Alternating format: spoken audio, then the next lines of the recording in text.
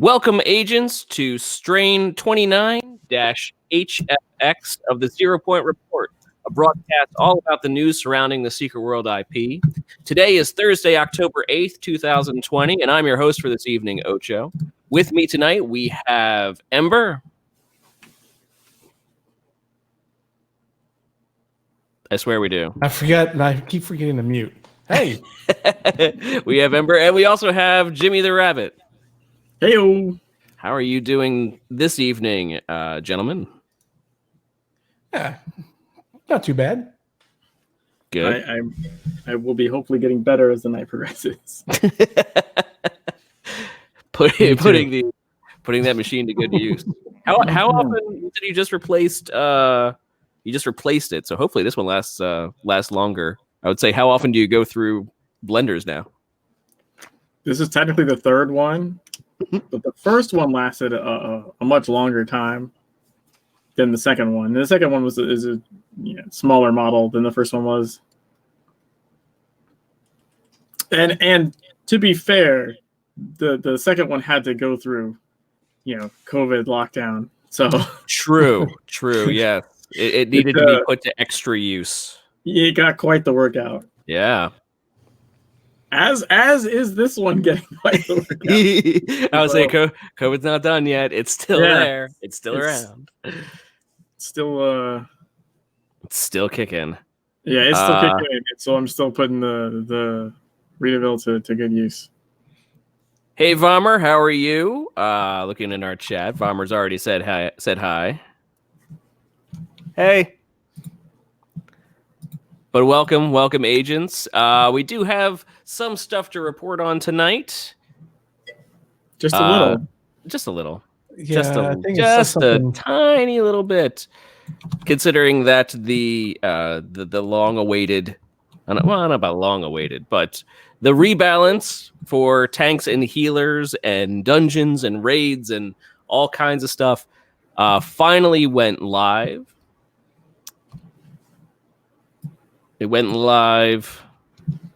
It was yesterday, right? No. The 29th? The 29th. I was actually trying to find a date here. Yes, it was the 29th.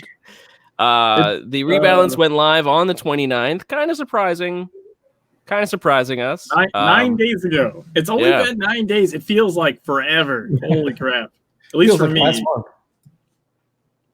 But the rebalance went live, touching pretty much every single aspect of the game, in every capacity. Jimmy, you went ahead and you did a 9. You went over all. What did they say it was? 900 words. 9,000 words. 9,000 words. That's what it was. Yeah. It's over 9,000. Yeah. Quite possibly one of the heftiest updates to Secret World that we have ever seen. Maybe I was thinking about this. I think TSW had more updates, but as far as one that had as much in it at the same time, I don't know if that's true. I think this might have been like the single largest, and certainly patch notes wise. Mm-hmm. Oh, yeah. Like it's like maybe they changed more stuff and then just didn't say anything.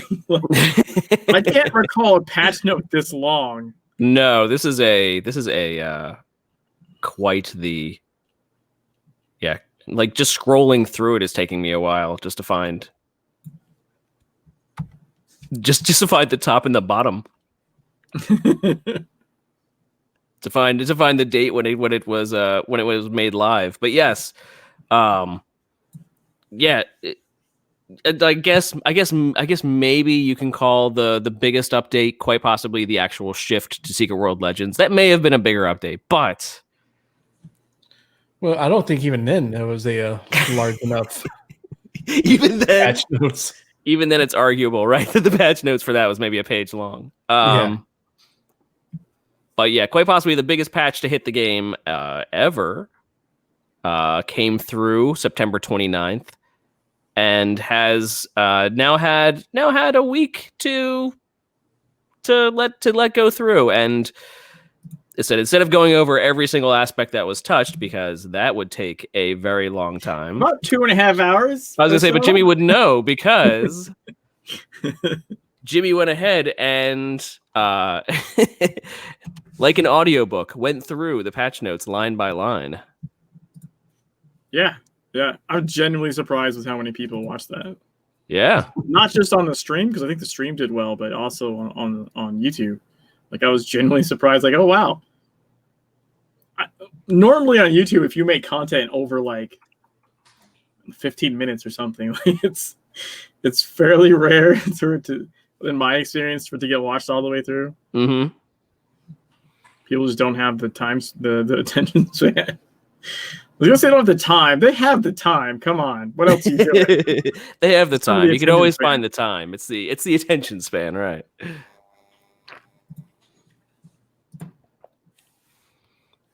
But we do have on that though. We do have like the short version. If you wanted to go over those, the cliff notes. Yeah. Oh yeah, we did have that too. Yeah, I linked that in the document. So if you want to just touch on them in case anyone doesn't know, that's like the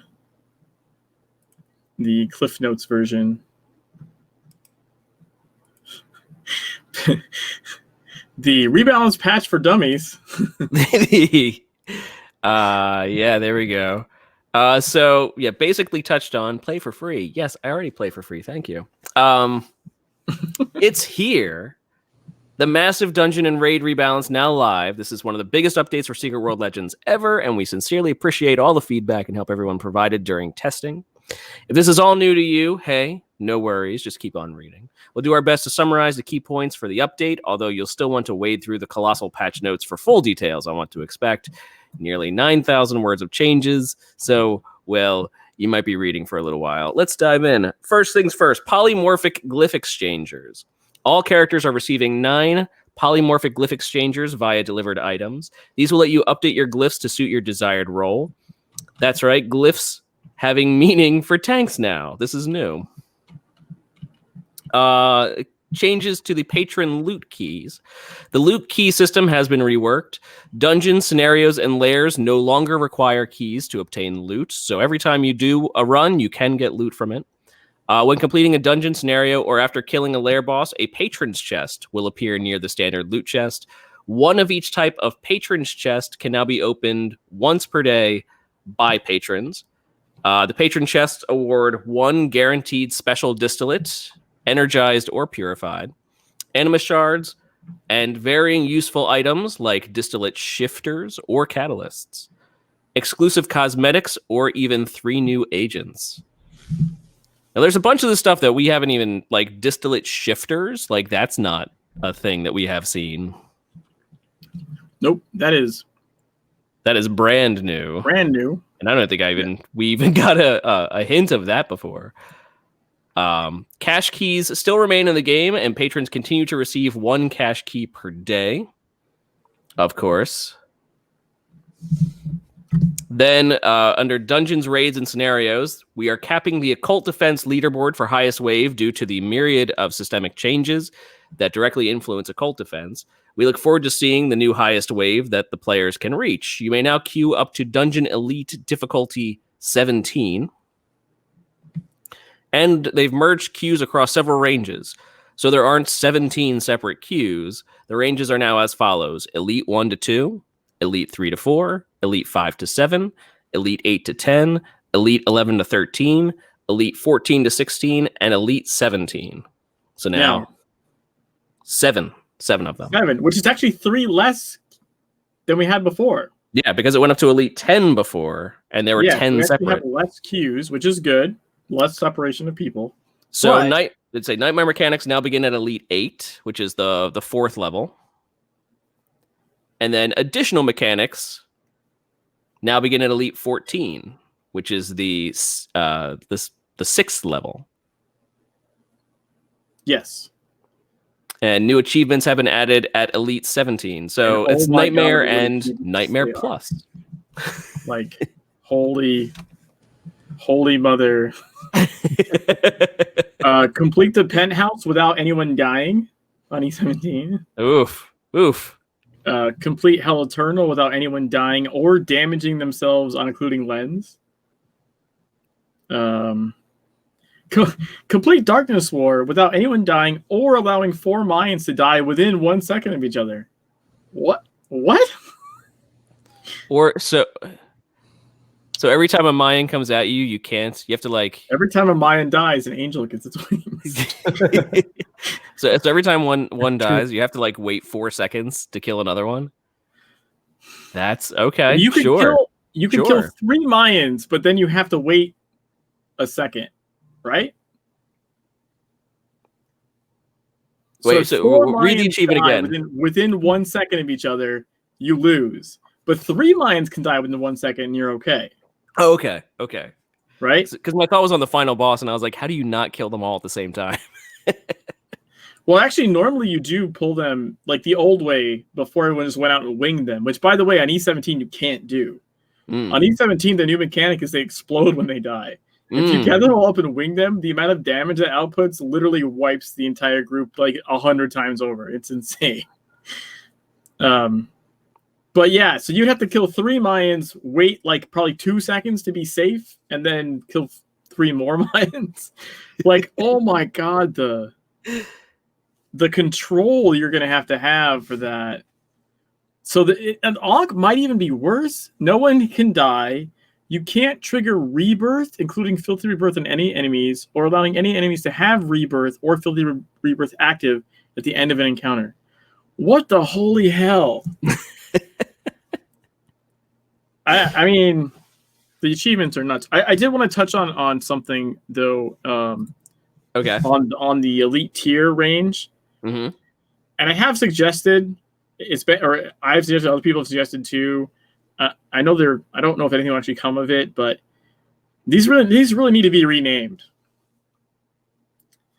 For example, we did like a penthouse unlocks. Penthouse unlocks, I think, at E11. E11, I think. We did like an E11 to 11 to 13, and we completed it, and the person never done it before, and they're like, okay, so which difficulty did I just completed at? 11, 12, or 13? I was like, oh, no. It's not like a random roll for what difficulty you get. It is the easiest difficulty with the highest rewards. Yeah. Yeah, you're doing it at E11, getting loot for E13. But it just doesn't make sense. They need to rename it something else entirely. Like my example was Occult Defense, right? It's called Waves. Okay. Now, each wave has a thing that tells you what IP you need to be. You know what I mean? Or what? I don't even think it says tier. I don't even know if it says E. I think the earlier ones might say E tier. Yeah, up to E5 it says that. But after that, it literally just says finish the wave before it. just get there. And they say like require item power, X. So really, it should just be called something else entirely. Like a different name. Like Elite Tier, leave that for, Dark Agartha, faction missions, whatever, where you can pick 1 to 17. For dungeons, because they're queued, just call it something else. Someone I think on the closed server suggested like Ascension or something. Like I really don't care what it's called. I don't have a preference, but it should just be a different moniker, much like Occult Defense has Waves, and just say like dungeon, thing 1, 2, 3, 4, 5, 6, 7, and then you just know like, oh, to hit, if I want to do dungeon tier 3, which is right now E5 to 7, I know my item power needs to be 450, right? Right. As opposed to having this weird range that only makes sense if you knew the old system. If you're a new player, especially, what the hell does this mean? It's weird. Like they could just even call it just rechange them so that we have, instead of now 10, we now just have 8. And just call it just Elite 1 through 8 again. You could just do that, but that would confuse a lot of people, right? It's 1 through 7. Or yeah. 1 through 7. But that would confuse a lot of people just to read. Well, also, it doesn't work for like Dark Agartha, which actually has 1 through 17. Right? The faction missions, Dark Agartha. Right, everything else has individuals. Still. Yeah, anyone that has individuals, it wouldn't work for. So my thing is much like a cult defense has waves. You just need to label it a new name, a different name. You could even just straight up call it dungeon tier. Right, or even like Q level or something. Yeah, again, I don't care about the name, but having the range numbers is very confusing to people. Mm-hmm. And understandably so. Mm-hmm. The other thing I wanted to touch on, because we kind of skipped past it real quick, the distillate shifters. It's not immediately obvious to a lot of people, myself included initially. Mm-hmm. The last distillate shifter you use overwrites the effect. So if you have a distillate shifter that says all my next 2 drops will be talisman distillates, right? And you activate it, you now have a buff on your bar that says a little 2. My next 2 are going to be this. But now you get a weapon one. I say you get a weapon distillate shifter, and you use that. Now it's going to have a 4, but all 4 are going to be weapon. Oh, okay. So you have to be very careful about how you use them. The reason this is important is a lot of people are like, I don't want this one. This is trash. Let me vendor it. And they weren't vendorable when the patch first came out. I believe they are now. I think they got fixed. But honestly, you don't want to. If you can afford to keep them, you want them. Because let's say you don't care about signet or glyph or talisman, but you're leveling a weapon. Right. You still want all of those. You activate all of them first, activate your weapon shifter last, and it turns all of them into weapons. Yeah, so now like your next 10 drops are weapon talisman. Interesting. Okay. So I can see how that works. Yeah, it's the last one sets what all the charges are used for. Okay, and a distillate shifter in just for basic purposes, because we haven't seen these before, is something that can make all your distillate drops one particular type. Correct. Yeah, but it's only used if you weren't gonna get that. So like say you have weapon, say you use the weapon distillate shifter, and you go open a dungeon chest and it's giving you a weapon distillate. It doesn't use a charge because it didn't convert it. Okay. Right. But if it tries to give you a talisman distillate, the shifter converts it, takes away a charge. Nice. Okay. And you know when that happens because in your loot screen you'll see a gold shifter symbol, and that doesn't mean you got something. That means it used one of the charges. Some people were like minorly confused, thinking like, "Oh, I got a shifter." Like, no, that means you used the shifter, right? But yeah, they're amazing. I cannot tell you over the years how many times I've been leveling up one thing and then you get like nothing but the other type of distillate. Oh yeah. Like, for the love of God, please give me the one I need. And you go like a whole dungeon and get the wrong type. But as you said, it allows for more tactical thinking in that way, to just be like, I've got like 8 of these, or I've got a whole bunch of these other types, and I just want the one. It's like, well, now you can flush them all out simultaneously. Yeah, I did that, by the way. I did that. I had like a 8 or a 10 charge stack for weapon. I was very happy. Nice. But also it can let you run content that wouldn't normally give you that. For example, signets normally come from layers, but if you stack a good stack of signet ones, you go run a dungeon for or a scenario or something, and yeah, you can come up with... You go run a scenario for signets. Yeah. Or a scenario for weapon distillates, which is what I did. So yeah, they're super useful, and there's lots of ways to take advantage of them. The biggest I think thing is, if it's a type you don't want, you still want it, because it's a potential charge for the one you do want. Right. Yeah. So no reason to vendor them or get rid of them. Now you can buy those from the store. The shifters, or they drop from patron chests, which patron gets one key each type per day. Yes. Yeah.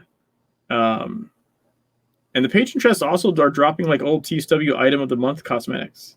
I say it does say the patron chest. Not only are dropping those, but they're dropping exclusive cosmetics and 3 new agents as well. Yes, I've yet to see one of the agents, but oddly enough, apparently a lot of them are acrobatic related buffs or something. That was weird. I've yet to get one myself. I got like one old TSW item of the month, cosmetic, which I thought was cool. I didn't have it. That is very cool. I was say, but you still have yet to do. Have you done your final switch over from TSW? No, I have not. But I know I didn't have that. Okay. I did my first transfer, so I would have had it because all that stuff's really old. Oh, Vomer says all 3 new agents are on TSW DB. If you want to go ahead and link that, we'll see which. All 3 have effects on active dodge. Interesting. Oh, and I don't know if it noted in the thing on launch of the patch, they gave everyone one set of patron keys. No, it did not mention that. So, they gave everyone one set of keys. Good. So okay. Now a paying player, your keys expire, right? If you don't use it that day, they don't stack up. Right. But the free players that got one free set to try out, which is one of each, theirs don't expire. Nice. So like if you just, hadn't spent it yet or whatever, it's not like you have that one day and I didn't do a layer today. No, and it's gone. Like, no, you're fine. You can use it the next day. So, but that was really cool, I thought. Like, really cool to give everyone an idea. So because otherwise the free-to-play players are looking at that new chest that spawns at the end of dungeons or the end of the layer. And they're like, what the heck is this? Yeah. But they get the chance to experience it. It helps encourage people maybe subscribing, trying out Patreon for a month. Mm-hmm. I thought that was super good move on their part. Oh, yeah. Yeah. And I just really like it. Well, because the other keys are gone. That's the other thing that's amazing. Like, it kind of feels weird even. Like, I'm like, oh, I can just open chests now. Like every chest. Every single chest. Yeah. I can run story mode and be like, yeah, whatever, open. I don't care. Doesn't matter. Collect it anyway. Yeah, it doesn't matter. Is it continuing on? Items, item XP, and crafting. We've added several new crafting items and adjusted distillate values across the board. Recovering glyphs and signets cost 4,000 moths for a red item, and the price scales down for lower quality. This change is already live, but included here for completeness. So, like, seriously reduced. It used to be 20. It used to be 20, and to get 4,000 moths is like what you can gain. It's like nothing. Yeah, it's you can get that twice over just by doing dailies. Yeah. So just recovering signets and glyphs out of items is now relatively trivial. On top of that, yeah, I've done it already a couple of times. I would say which is excellent.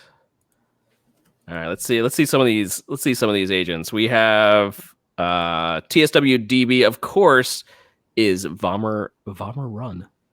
We have the Toad Brothers, Monster Hunters, humans aged 18 to 20. Resilience and charisma traits. I apparently started with the last one. No. Well, that was the first link I opened up. That's fine. We'll start with the Rogue Coder. Yeah, Rogue Coder, female, virtual reality engineer, human, age 28. Intelligence, dexterity traits, support abilities is protection for 3 seconds on dodge. So extra protection on dodging. Interesting. Wait, do those amounts stack? So at level 50, is it 4K or is it 6K? Because you would also get level 25. So yeah, you would think, yeah. You would think, yeah. Like both passives should be active. So maybe 6,000. I don't know. Those their profile pictures on the site are about to get updated to Winky Face. Wait, so is that like a placeholder picture? Is there a different picture in game or something?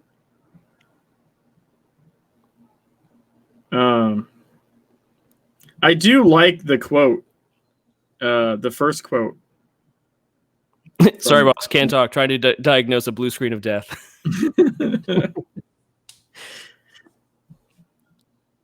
BSOD. Good times. I was letting my kid use my laptop for his schooling, his homeschooling, and it overheated and started making horrible noises and dying, and then blue screened, and he started freaking out because it was literally like making death cries. Like it was bad. It blue screen, and Windows 10 doesn't normally blue screen. It blue screen hard. And I don't know if you're aware of this, but the new blue screens have a frowny face on them. Yep. So he kept running out and told my wife, it's screaming and it's got a frowny face. Yeah, they tried to make it kinder, and I'm not quite sure why they tried doing that. They're just like, oh, something's wrong. Your hardware failed. Womp womp. It's still not a good thing.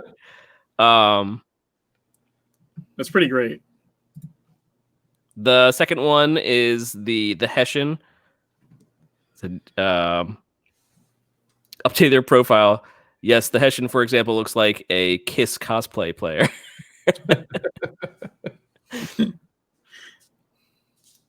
No, wait. Well, he should. His profession is a black metal frontman.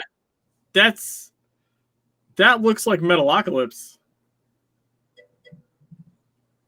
Former frontman for a moderately successful Scandinavian black metal band. That screams Metalocalypse to me. I don't know if you know what Metalocalypse is. I do not. Oh, yeah. I know what you're talking about. Yeah, it's an Adult Swim cartoon. Okay. That it very well possibly could be. I just a face in the hair. Is anyone in chat? Hey, Uni, thanks for the raid. Yeah. Vollmer says you'll get more Metalocalypse as you read. Okay, good.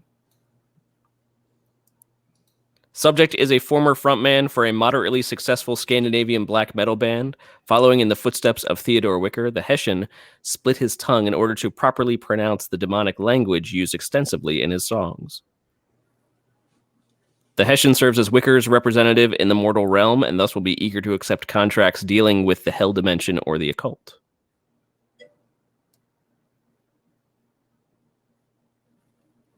Interesting. 34 years old.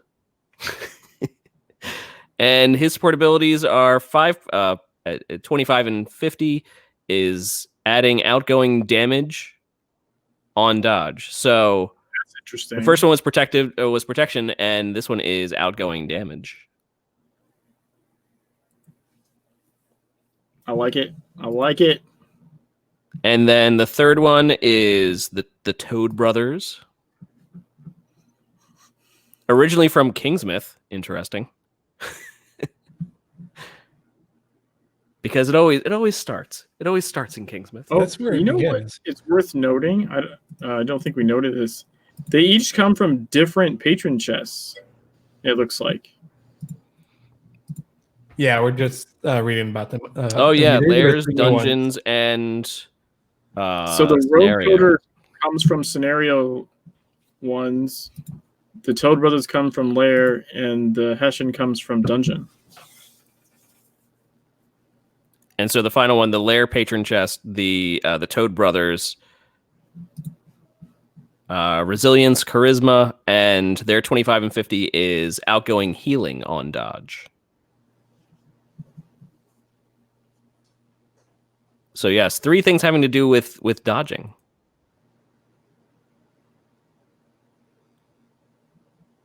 Very cool. Very cool. Yeah, that's... we're just reading about them, Uni. Yeah, we don't have them. But people have gotten them. I believe that's... people have sent information to Vollmer. I remember seeing some of it, at least on the Discord. You got that one. Which one did you get? The Toad Brothers?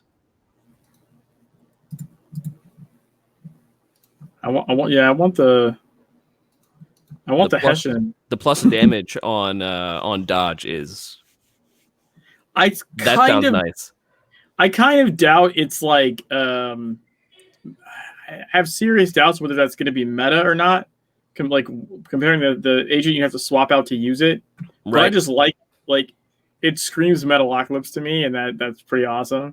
But it's also really like, you know, if you're actively combating something and you dodge to get out of the way, then suddenly you're right there just doing more damage at it. Like it's just a nice thing. Yeah.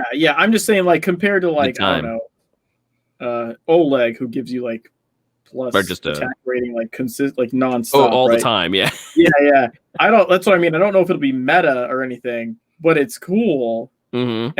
And also it could very well be something that you slot at like for newer players as they're like, you know, coming up. Mm-hmm. Because just throwing this out there too, the patron chests are at the end of story mode dungeons. They are. Yeah, they're not just at the end of just now. Granted, layers and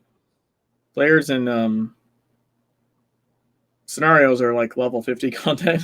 Mm-hmm.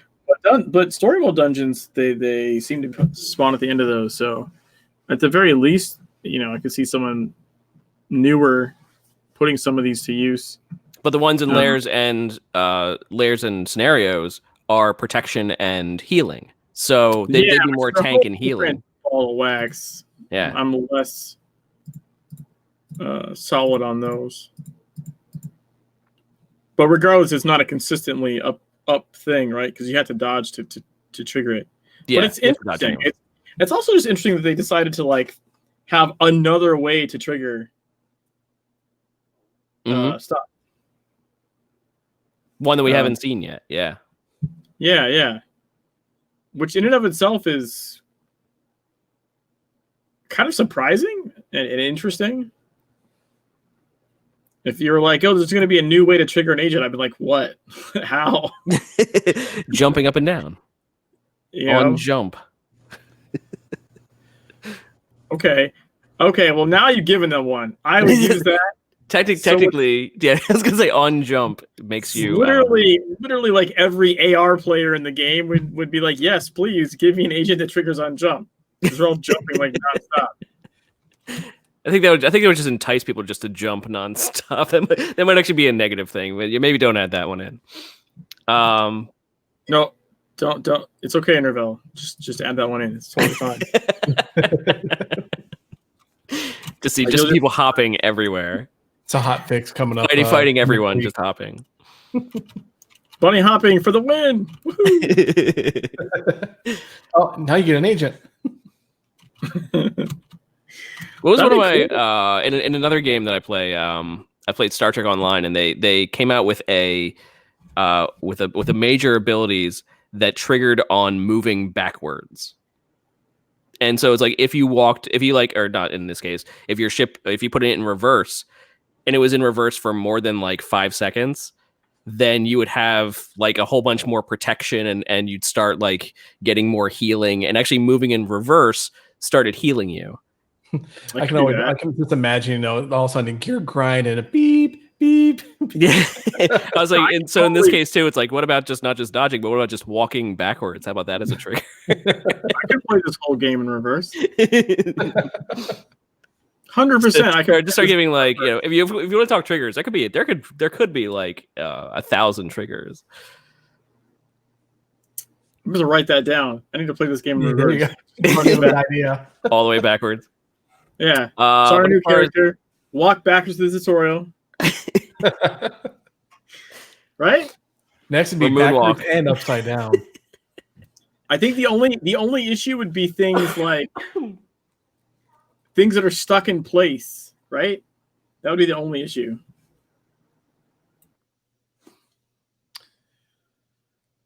Yeah, I don't know how you'd be able to, because everything would be trying to. Well, no, it wouldn't. It'd just be charging at you. I guess you have to like run around. It can face you. That's fine, right? Yeah. You're just moving backwards. That's okay. The only problem is going to be things like the lurker, where like you can't get behind it. Right? Yeah. Oh yeah. Potentially. Well, no, still you could walk backwards up to it and then turn, right? So you could still be facing it, I guess is what I'm saying. Well, that's on you for making up the rules. I mean, no, you can only use AoE. You could do that, but what I'm saying is you can always end up facing the direction you want because you can't move forwards, but you can move backwards. You can get there to move backwards. Yeah, that's possible. Move backwards and turn right, and move backwards and turn right, and now it's in front of you. You know what I'm saying? Oh yeah, yeah. So yeah, no, totally. I'm doing a backwards run of this. You're doing a backwards run. I'm making a note. Making a note. Backwards. Giving ideas of SWL. Okay. I say, but they say that many signets, talismans, and weapon affixes have received balance adjustments, and they've also added a couple new signets and an entire new set of talismans as well. Under weapons and roles, healing and tanking have received major changes and was one of the primary focuses of this update. Healers have been shifted to a more tactical playstyle to make their abilities and elites feel more impactful while achieving new balance. This also includes adjusting how healing anima allocation works. You want to allocate 51% or more of your anima to healing to take advantage of the new mechanics. 51%. At 50%, doesn't work. 51%. Correct. That is true. It doesn't do anything. Actually, of note, at 51%, healers get 30 energy instead of 15. Okay. But all their stuff costs way more energy, so it's weird. It's a give and take. Yeah. Tanking has received an overhaul, and I think that's a typo. Yeah, I was going to say menu tank. Many tank-related abilities and passives have been redesigned or outright replaced to give each tank weapon a unique flavor and focus. All bonus hate generation from abilities, passives, and items have been removed. Instead, survivability anima allocation provides bonus threat. Additionally, all 9 weapons have received significant changes. Some weapons may even be completely different from what you're used to. So one streamer that I was watching, or not even a streamer, one person that was in my chat the other day, I don't know if they stream, but they were in my chat the other day, and they were saying, they were like, oh, I'm going through story mode and I can just wreck everything, and it's like, oh, that's awesome. I was like, what are you rolling as? And they said a tank, and I was like, oh, cool. So what's your anima allocation at? And they're like 100% tank. They're literally playing the entire game through 100% survivability. Because you just run if you run glyphs and you run the signature ability. Mm-hmm. So the signature ability is what's doing you the most damage when you do that. Oh, by the way, yes, those new pictures are great, and he's totally Metalocalypse. Oh yeah. That's awesome. Did you update them now? Yeah, Palmer said they're updated. Well done, Bomber. So that's that one. And Rogue Coder looks like Hessian. Metalocalypse. There you go. Okay. And Rogue Coder looks like that now. That's not too much different, but yeah. No, but that makes more sense. That makes more sense. Yeah, because the Rogue Coder is in Venice. It's in Venice, yeah. That's who you buy the healing kits and turrets from before you start a scenario. And also who you buy the cheat pass to get through it, or I don't or know. Used to. Or used to, yeah. I don't think that's a thing anymore. But you did in TSW, yeah. Mm-hmm. But you could. Very nice. And so under miscellaneous, they say we've also added some adjustments to your ultimate ability, healing potions, and solo survival passives. Saying that's a too long didn't read. So if you want the full patch notes, you could read them, or you could go to YouTube and see Jimmy read them to you in his soothing, dulcimer tones. In my manic drunk voice, as I progressively drink more and more margarita over 2.5 hours reading the patch notes. Are you be able to get it on Audible? It was the best of times. It was the worst of times. I don't even know what would that even compare to some novels. 9,000 words. Is that a? I mean, I don't know if it's a novel, but it is for a patch note. It's freaking insane. It's insane. Oh, yeah. Like no question for a patch note that is utterly unheard of.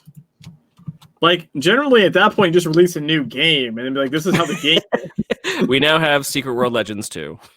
That, by the way, that's what I called it on when I was reading it. I was like, welcome to STFU 2.0. 2.0. Yeah, 2.0. Yeah, really. It's the expansion. Yeah. No, I was like, I don't care what they're calling it. And I don't care that they're not calling the new mechanics Nightmare Plus. The new mechanics is Nightmare Plus, and this is STFU 2.0. Everyone just get on board. Right. They may not be calling it that, but that's what it is. That's what it is. Okay? A rose. Yeah. A rose under any other name is still a rose. Yeah, added. And so after the patch notes, Andy posted a little more. He said that they added a bit about all players. All players are now receiving patron keys, as you said, Jimmy. Yeah, because they didn't tell anyone at first. It just was a thing. Yeah, all players are receiving patron keys with this update. At least a set, so all free players will have the chance to have a get themselves one of the patron boxes that drops and not feel completely left out. Yeah, really cool. And so they had now 2 hot fixes that have already taken place. The first one was on October 1st, and a couple of big things from that is they fixed healing dealt combat channel reporting by other players or NPCs. Healing done by others is again properly categorized in the healing and vicinity channel. Privilege escalation now properly awards. The Manhattan exclusion zone, the unutterable lurker will not target pets with pure filth. That was a problem. It was indeed. And that the lair chest, the patron lair chest, can now be opened by a full 10-player raid on lair and regional bosses, and it can be opened now by a full 40-player raid on mega bosses. Apparently, the patron chest had a cap of 5. Yes. And that needed to be fixed. It did indeed. There's nothing like everyone going, let's spend our key. Let's do it. We'll do a mega boss. Y'all get in there, and the first 5 people to click it, it works for, and everyone else is like, "What the hell, dude?" Mm-hmm. Then in the October 7th hotfix, the Aegis of Parallelism is now explained in the Chaos Mechanic info pane, as well as the updated patron benefits tooltip is to now match the new patron chest system. That's just good. Good, actually throwing what those 2 are in there. The dressing room drop earrings show the appropriate faction version, and faction spacesuits show the appropriate version in the dressing room.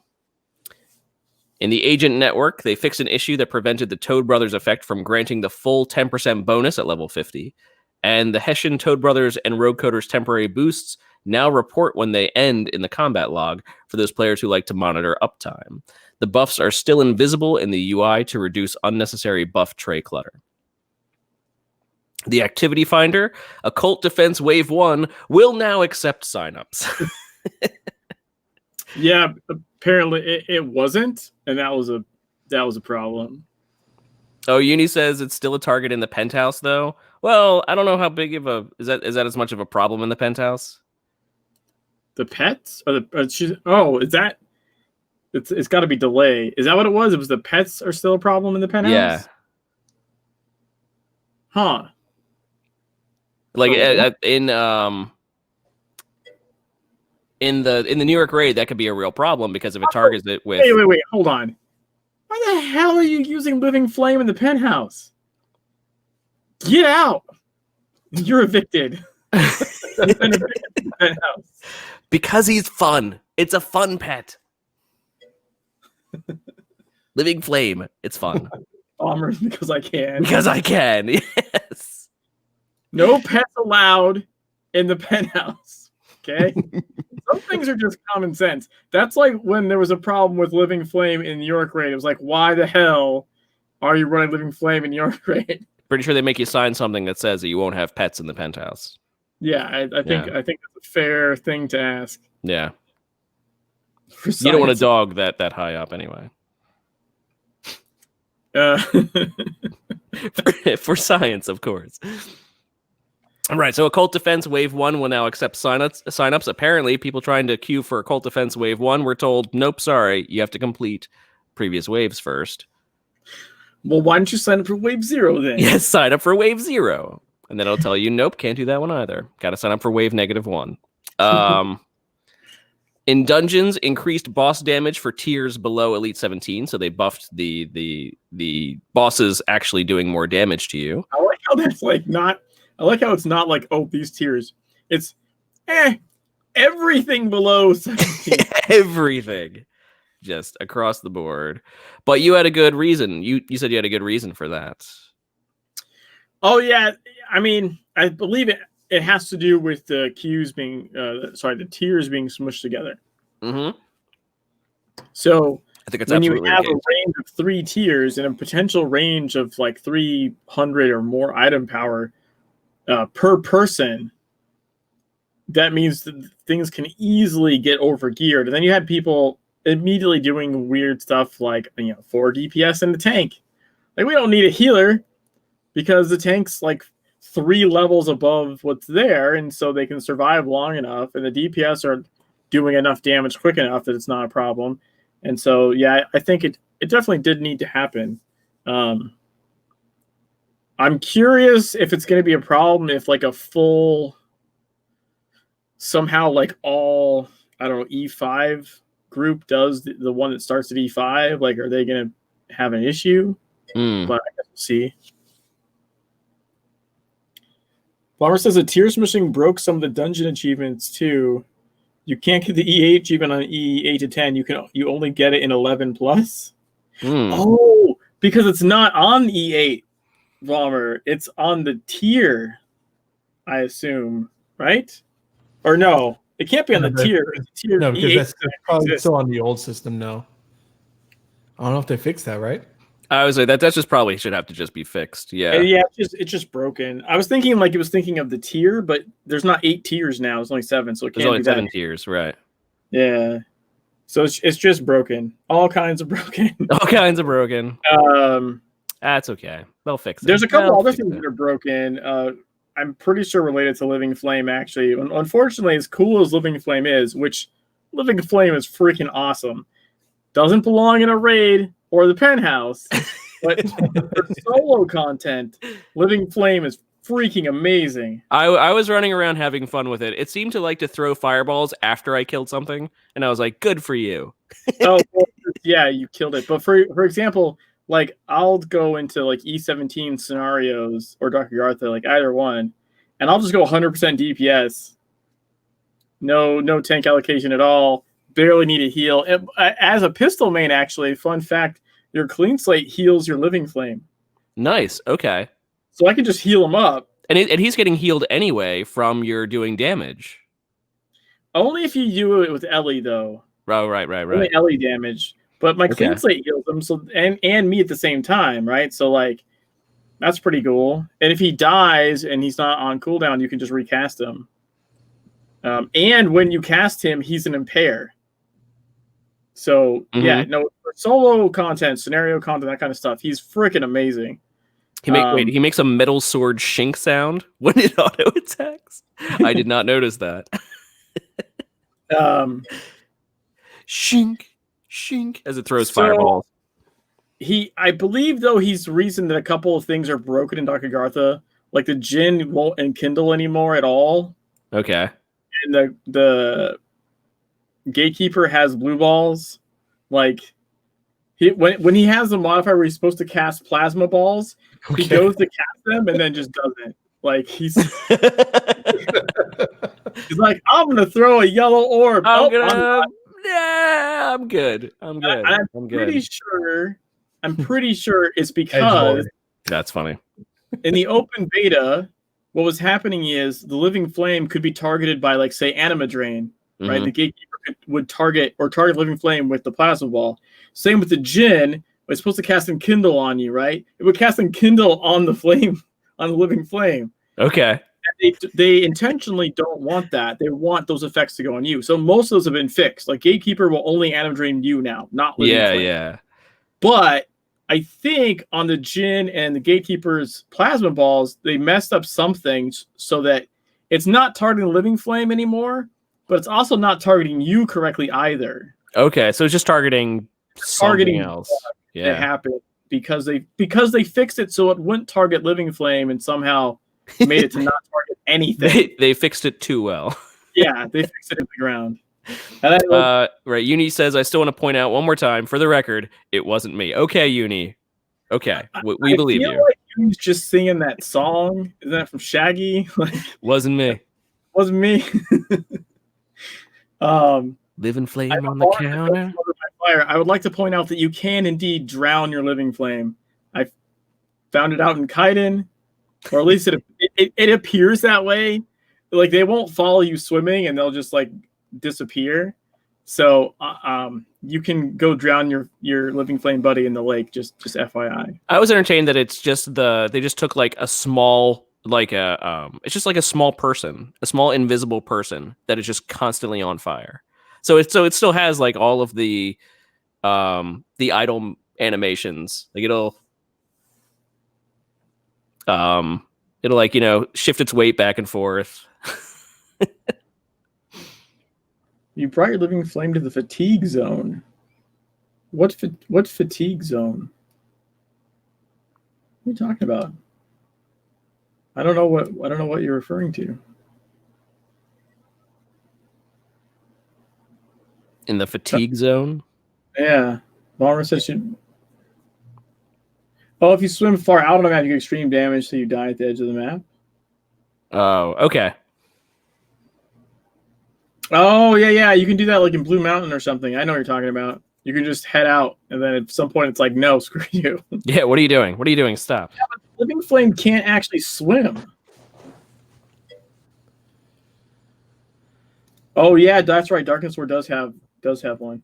The Living Flame can't swim. He can follow you if it's like walking depth, but he won't swim. He just gets stuck. If the water is like walking, by the way, it's freaking hilarious to be like in Polaris on like the third boss in the water, and the Living Flame is like waist deep and just running next to you in the water. And you're like, you're like, sure, this makes sense. It just reminds me of like the Futurama where Bender's smoking a cigar underwater, and they're like, like you're not supposed to question the physics that are going on there. Yeah, just don't. Don't worry about the physics. Yeah, don't worry about that. About that. Under itemization for the new hotfix, the Talisman Golden Coin no longer retaliates if the target has a Dungeon Reflect Shield active. The Talisman Bracer of Forgotten Heroes no longer retaliates if the target has a Dungeon Reflect Shield active. Signet of Thorns also no longer retaliates if the target has a Dungeon Reflect Shield active. Apparently they had a whole bunch of problems with Reflect Shields. The Talisman Serum Pouch, they fixed the item's tooltip. And the Patron Distillate Shifters can now be sold to vendors. As you said, it wasn't initially, but that's part of the fix. Yeah, that was a problem. But also a little problem because people didn't realize how they worked. I was going to say, but also, yeah, they weren't fully explained exactly, which hopefully that's like, you know, maybe the overwriting is maybe that's not supposed to be as intended. No, I believe it is intended. It's just I wouldn't say that it's even not. How do I say this?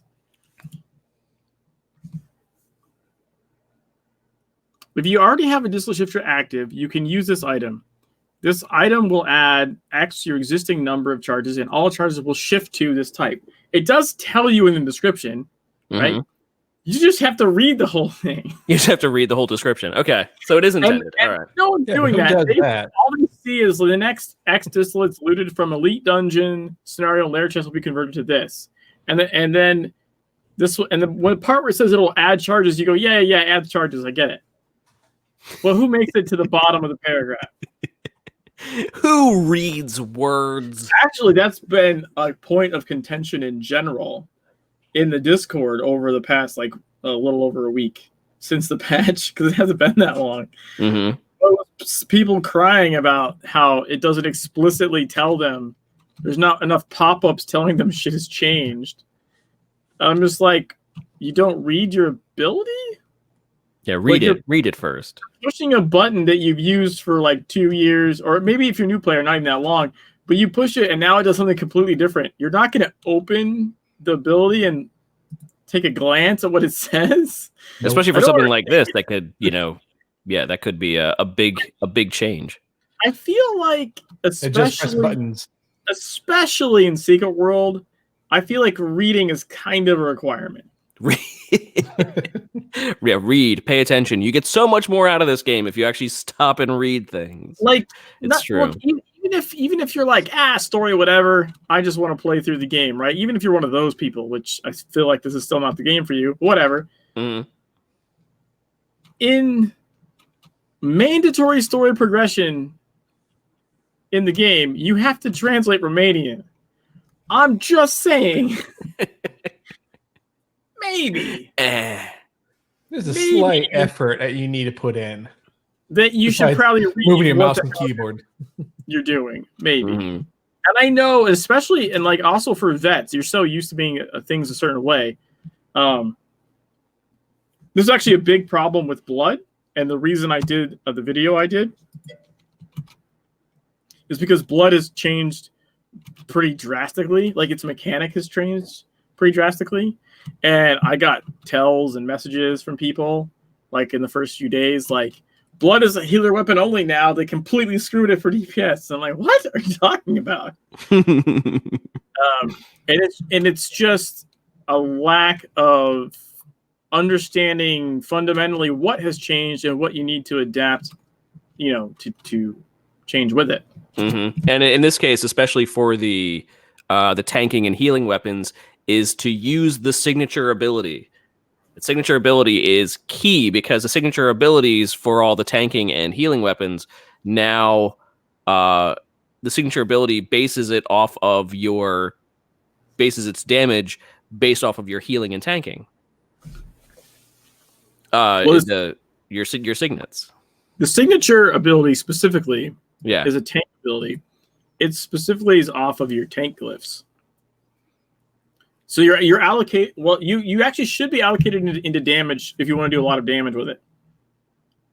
For one, because it's supposed to offset. Nothing doesn't do damage in tank because it does, but it's supposed to let tanks do solo content without changing their glyphs. Right. That's the whole point. So when you take that ability and you scale yourself to 100% DPS. And you use that thing, it hits like a freaking Mack truck because it's making up the difference of like none of your other abilities are going to crit or have crit power because you don't have those glyphs, right? And then also its cooldown is reduced generally by things like evading or glancing hits, and you have those glyphs. So in solo content, you'll be able to spam that a lot faster than the 30-second cooldown, right? Because you're going to constantly be reducing its cooldown. So for instance, like the tank signature, right? Taking damage is one of the things that reduces its cooldown. Just getting hit reduces its cooldown. Successfully mitigating received damage reduces its cooldown. And because it's hammer, and raging reduces the cooldown. All three of those things reduce its cooldown timer somewhat. So if you're, it gives the ability to have it up almost the entire time. Yeah, like it'll go from, depending on how many things are attacking you. Like, let's say you're like in Kaiden or something and a bunch of shit's hitting you. You'd be like, signature. 5 seconds later, signature. Right? So 30. But they had problems as part of the second hotfix. Again, the Chaos signature Twist Fate, the Hammer signature Blazing Fury, and the Shotgun signature Sonic Blast. The damage over time portion no longer deals damage to targets that have a Dungeon Reflect Shield active. So, again, Reflect Shields are big. Yeah, they're a thing now. And especially in E17, they really, really hurt. And apparently they fixed a typo in the pistol description. I didn't even notice the typo. I wasn't gonna. I wasn't gonna read that one. It's a typo. Wasn't there a typo when looked at something last time? Unless I'm thinking of something else. Okay, there's a fair amount of typos. Oh yeah, I mean they'll obviously be going by. You figured the sheer amount of text, right? Like just I will give that to them. There's so much text in the game. There's bound to be. Oh yeah. Like if that's just math percentages. There's bound to be either typos or grammatical errors that they get missed. There's just a mountain of text that's bound to happen. But it's funny when I do redo new characters and run through the game again, and I usually read everything when I'm doing it because I enjoy that part. And each time anew, I discover reading something like that. Wait, this sentence doesn't make sense. This is wrong. Why did you do this? At what elite level spell reflect mechanics appear? Would that be Nightmare or Nightmare Plus? No. They appear in Nightmare for sure. Right. I'm trying to remember if they're even before that. I mean, I think does Machine Tyrant not have a reflex shield in story mode? I think it does. It just doesn't hurt you or hurts you hardly at all. So it might have it, but it's not a full damage reflect shield. Yeah, story mode, you're not shooting the shield and getting one shot. The one that really comes to mind for me is that the boss that's in Kingsmith for which event is it that has those bosses? Like the boss where you have to each zone has a new boss. Which event is that? That doesn't exist anymore. No, it does. They added them. They're new. Relatively new. The winter ones. The winter. Champions. Okay, yeah, the winter ones. Yeah. I thought you were talking about the old the Guardians of Gaia, which are moved to the. No. Yeah, they're not around anymore. But the one that's in Kingsmith, he has a pretty harsh reflect shield. If you're not careful. Yeah, yeah. He has misdirect. Mm-hmm. Yeah. Tragedy. You mean Tragedy? The Revenant Tragedy. Yes. Yeah, that is the one that I mean. Yes. I think he might have actually got adjusted. So I recall seeing a patch note or something somewhere. I think his cast might be less often now or something and longer. So easier to interrupt and a longer downtime between him recasting it. I was saying he was rough when they first put him out. Well, because you could interrupt it, but man, that cast time was that cast bar would go like this. Whoop. Yep. And he would also recast it pretty quick. Mm-hmm. I think. I watched Jimmy die to him. I'm sure I did at least at some point. I've died to him more than a few times. I want to say I died to him. I've killed him more than I've died to him. I want to say the first time that they came out, I remember trying that one first because it's Kingsmith. You're like, oh, that's the first one. I'll go do that one, and just it wrecked me the first time that I faced him, and I was like, are they all gonna be like this? And no, it was really just him. They all have interesting mechanics, but that one specifically was just nah, he wasn't that hard, or he was over hard. With tragedy, it's a comedy. That's a good one. It's a good one, Bomber. Good one. All right. Cool. After you. We kind of already talked about the patch notes, right? Yes. So that's basically it for the patch notes and the stuff that went on with the rebalance. If you want the full rebalance, of course, you could go check out on secretworldlegends.com on the forums. And also, as I said, Jimmy's YouTube video where you can go and have the patch notes read to you. Oh, and speaking of that, Twitch has changed some things, but panels I think are now located under the About section on a stream.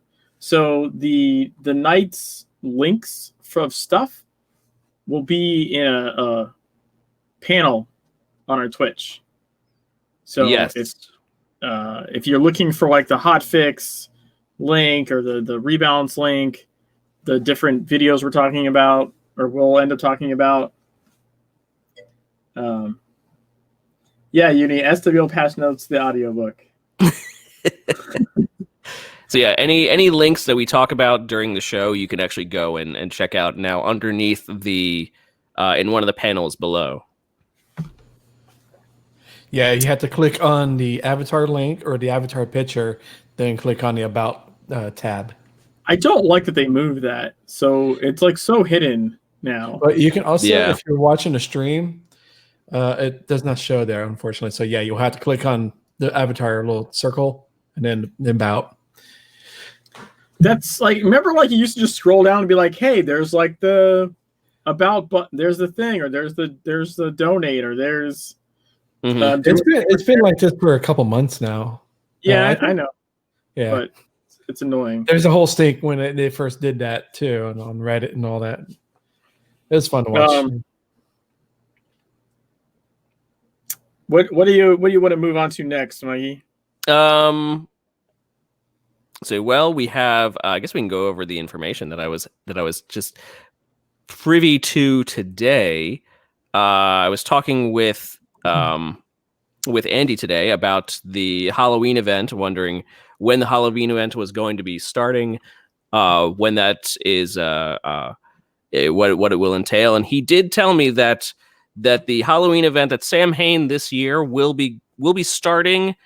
Hopefully, not officially. He should be sending something out tomorrow, but Sam Hain should be starting on Tuesday.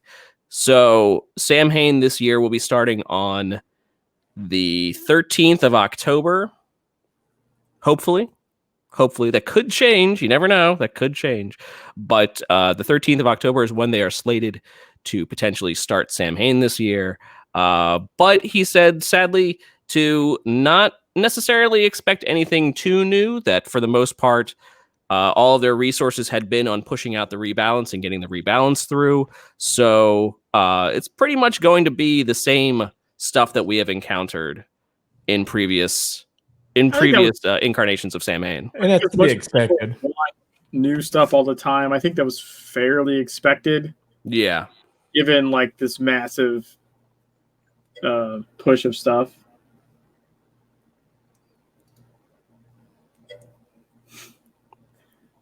Yeah, because they only have like a very limited number of people actually working on the game, and they've been for months now working on the rebalance, and they didn't have any time to say, "Hey, let's do a new cosmetic or something." It's been a long time. It's been a long time. Not to mention they're still going through the shakeup with Tencent. So, oh yeah, and that hasn't fully realized on their end just quite yet. But I've been in closed beta on the rebalance since May. Okay, yeah. So I don't know when they started. Probably at least 6 to 8 months prior to that. I don't know when they started, but I've been in the closed beta on it since May. That is a long time. Yeah. Well, Armin brought up a good point there because he's new, or they're new. So there's going to be a lot of new people that are just experiencing this for the first time. So because this patch has actually brought back a lot of players. Oh, yeah. There's a lot of new players. Like I said, the person that I was encountering, they're running through as full tank. They basically just started playing not too long ago. They came back for the patch. Uni said, I hear you say not to expect too much new stuff, and all I hear is, so there's going to be new stuff. Well, who knows? I mean, okay. No one said anything to me, but I would hazard a guess if anything is new, it's possibly login rewards. Right. Like Well, I could imagine them putting even more of the what you call the some of the new distillates or some of the whatever in the rewards this year. Oh, like the shifters or something. Yeah. Like I could see the login rewards being different and maybe like a cosmetic or two or a sprint or something like that. I wouldn't be surprised if that happened. That as quote new, but as far as like a new Halloween mission or something, I don't. Yeah, so. No giant new content, basically. Well, but even last year, the giant new content that we had was what, Moons of Madness. That was an entire game. That true. Came I need to play that again. Uni, I think Uni just finished Moons of Madness recently on stream. Nice. And it reminded me that I need to play it again. Like it's so good. It's so good. And also so frustrating to watch someone else play when you play it. It's ridiculously frustrating, right? Don't do that. I keep walking past the thing. No, it's right there. And then she hosted someone else who had even worse problems. And it's like, oh my God. And you don't want to spoil it, but at the same time, you're like, look, you can only walk past that same thing so many times. At some point, you need to Fucking look at it. But you also know another way to set Jimmy off. Oh yeah, look at Ember's inventory. Yeah. Holy mother! Oh, speaking of inventory, I was actually on Uni's stream, but literally right before we started. I now have Uni. I now have 15 free inventory slots. 15. Whoa! And I only have base 15. space. Put acroglyphs on your weapons. Yeah, that'll trigger me hard. Like my eyeballs will start bleeding. You don't need too many of those. Bleeding eyeballs? I don't need. Yeah, I only have 2. So you don't need too many bleeding eyeballs. I mean, 'tis the season. Or rotten legs, or I got some of those. So, other notable news: the new E17 raid has been downed already. Nice. So yeah, you posted a couple of videos there. Do you want to go over those? Yeah. So the first one, after the rebalance, right, which we already talked about. So the next one is the STFU, did the world first New York E17 kill. Mm-hmm. I think it was within the first week, if I'm not mistaken. That's not bad. And they've actually killed it twice now. They've killed it twice. It was in the first week because they killed it before it flipped to the next week, and they killed it this week already. So yeah, they've killed it twice. The patch has been out for less than 2 weeks, and it's already been killed twice. Yeah, it's not too bad. I feel like that's kind of to be expected. Yeah, it's par for the course for anything. Get it done quick. Yeah. I'm surprised it lasted that long. See, I'm on the opposite opinion. Like, I think that should have taken. And I to be fair, I think for most groups it's going to be a while. Right. Yeah. For most groups, it's going to be a while. Normal groups, yeah. Yeah, even higher groups, I think it's going to be a while. Like, there's a lot going on in that raid. They added new mechanics. It's not just a lot more HP. Which, by the way, they also bumped the HP for the E10 raid. That threw me off entirely. Like, our first day, the patch, for one, the patch was on a Tuesday, which is raid day. That's when the raids reset is on Tuesday. So the patch happened, and then we went to go do our raid and completely failed. Because you need healers now, or potentially 2 healers. Although I think on E10 you can get away with 1 healer if you're doing things correctly. But so much has shifted, even on E10 when there's not new mechanics. Playstyle has shifted, weapon metas have shifted. People bringing living flames to raid for no reason was happening. We straight up failed to clear it. We came back on Thursday and we cleared it twice, the E10 raid. But something that affected me as a raid leader, like someone that calls out stuff in the raid, they adjusted its HP. None of the numbers are where I remember them to be. Oh, no. Okay. I've been looking at the health numbers to be a certain number and say, like, okay, it's time to do this now. And they're all different now. So that was a problem. So, but the E17 raid is even more health than what the E10 got buffed to, right? It got buffed as well. And it has a whole nother layer of mechanics, multiple mechanics.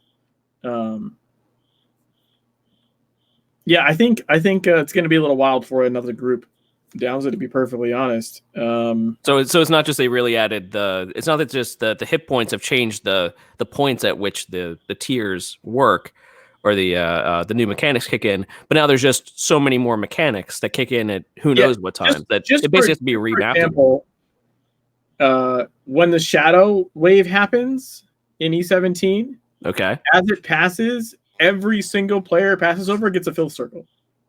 Ooh, okay.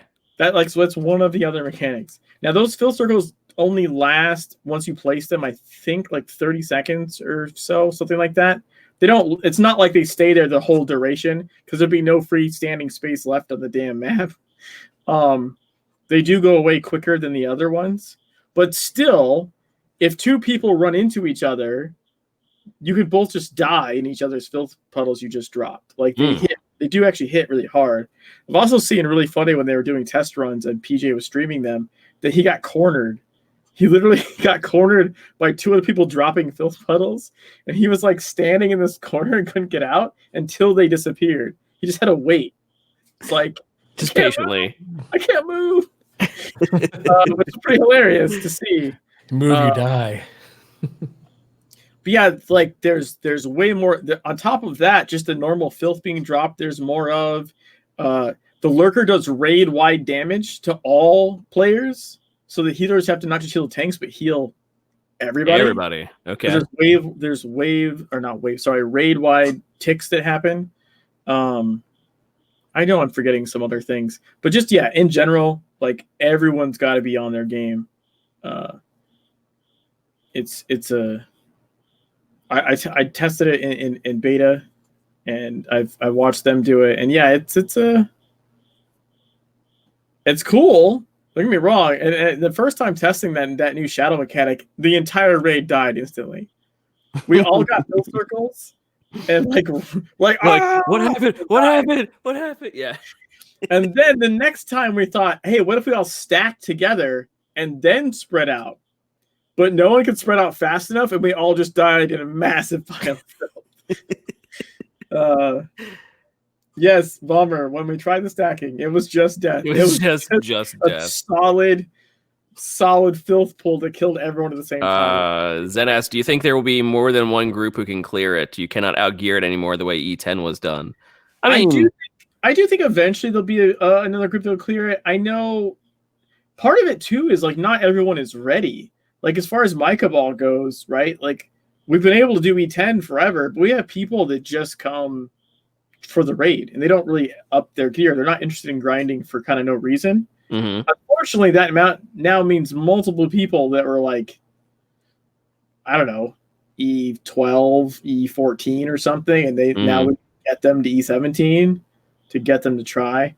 So yeah, there'll be other groups. It might take a little bit, but there'll be other groups for sure. I wouldn't be surprised to see it take like a month or two, though. Like that wouldn't surprise me. Also someone could clear it next week. That also wouldn't surprise me. But it just depends on people's motivation. I will say this: the grind is insanely fast now. Right? Yeah. Because you have dungeons that have loot up to E17, dropping massive amounts of distillates. You have energized distillates, right? That give you plus when you crit. You have items that force crit, the catalysts. Mm-hmm. You can run dungeons like nonstop all day if you want to, because there's no keys. Because now there's no keys, you could just run it and get as much as you want. Yeah, you can use shifters and go to a regional farm to get nothing but gear distillates. Like you can effectively upgrade so much faster that you can leapfrog your gear. I do think you'll see groups getting like maxed out and attempting stuff. Zen saying the grind is faster. There's also a question. I've seen a bunch of people just chain E5 to E7 nonstop for death. I don't think E5 to E7 is best distal per minute ratio. I think that is incorrect. I mean, people will try to find whatever is the most efficient. That is true. That might be correct for people like a couple tiers up.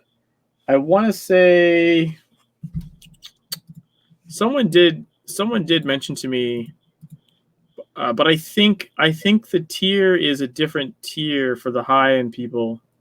Well, you said, but that's the tier that is below Nightmare Mechanic. Yeah, you said 8 to 10. That's what I'm saying. I've heard that, but it's a different tier. Yeah, E5 to 7 has no hard mechanics and can be done without. Yeah, that's a level right before Nightmare, so it's sort of like a walk in the park. But even the Nightmare mechanics don't really matter. I mean, just for the record, even people that could do E17 will often just drop into E14 to 16 just because it's the new mechanics, but it's not punishing. It's like you get to play with the new mechanics, right? You get higher distillates, but it's really fast and chill. Mm-hmm. So I think it just depends on the group. Okay, Zen, 3K per is not good. 3K, like, not when you can get so much higher distillate in the higher ones. But again, it depends on your group. It does depend on your group. There are certainly groups, like the group that's clearing E17 raid can certainly do E14 to 16 like nonstop with probably without, batting an eye. Like, it's not a problem. So it just depends on your group's gear level and skill level, what the most efficient range is going to be for you, right? I can tell you for a lot of the max players, the nightmare mechanics have been not a problem forever. Like, no one cares. And even the nightmare plus mechanics aren't that big of a deal when the damage itself isn't punishing.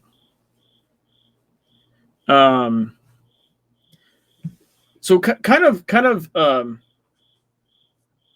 moving on from there.